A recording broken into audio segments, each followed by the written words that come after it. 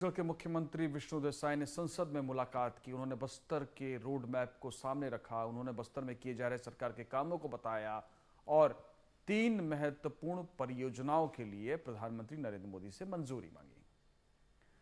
मुख्यमंत्री विष्णु देसाई ने कहा कि सुरक्षा, विश्वास और विकास के समन्वित रणनीति के परिणाम स्वरूप इसका असर अब बस्तर में देखने को मिल रहा है। बस्तर अब बदल रहा है और व्यापक बदलाव देखने को मिल रहा है।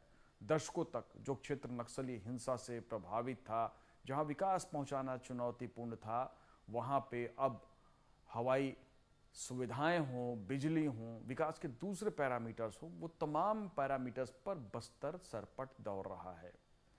उन्होंने कहा कि राज्य सरकार इस परिवर्तन को स्थायी बनाना चाहती है और इसके लिए पूरी तरह से कृत संकल्पित है। मुख्यमंत्री विष्णु देसाई ने प्रधानमंत्री नरेंद्र मोदी से 10,500 करोड़ की लागत से यूरिया परियोजना के लिए मंजूरी मांगी, जो कि राजनांदगांव में स्थापित होनी है। और इसके लिए जो जमीन देने का काम था वो सरकार ने पूरा कर लिया है। उन्होंने कहा कि इस परियोजना के शुरू होने से स्थानीय स्तर पर यूरिया की निर्बाध आपूर्ति सुनिश्चित की जा सकेगी। इसके अलावा उन्होंने 461 गांवों में स्थायी विद्युत ग्रिड से जोड़कर वहां पे बिजली की व्यवस्था को सुचारू रूप से संचालित करने की मांग की है।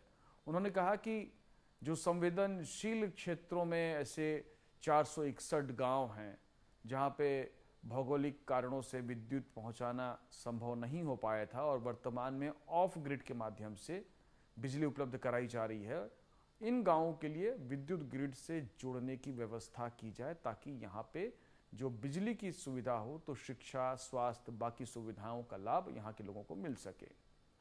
उन्होंने कहा कि एक आयुर्वेदिक कॉलेज, एक इंस्टीट्यूट ऑफ जो एम्स है उसी की तर्ज पर आयुर्वेदिक इंस्टीट्यूट स्थापना की जो मांग है उसके लिए भी उन्होंने अनुरोध किया है। और नरेंद्र मोदी से उन्होंने कहा कि रायपुर में या तो इसको बनाया जाए all India institute of Ayurveda, और या फिर बस्तर में। उन्होंने ये भी कहा कि बस्तर में चूंकि जो स्थानीय जड़ी बूटी है, स्थानीय जो उपचार है, उसके लिए काफ़ी नामचीन वो जगह है, वहाँ के वैद्य अंतर्राष्ट्रीय ख्याति प्राप्त हैं, लिहाजा वहाँ पे अगर स्थापित किया जाता है तो इसका एक अलग मैसेज जाएगा। उन्होंने ये भी बताया कि बस्तर में करीब 39 लाख लोगों तक सरकार की योजनाओं का फायदा पहुँच रहा है, जो सरकार अलग अलग स्कीम चला रही है, और 5,000 से ज़्यादा जगहों पर इन स्कीम्स का फायदा लोगों तक पहुंचाने के लिए व्यवस्थाएं शुरू की जा चुकी हैं।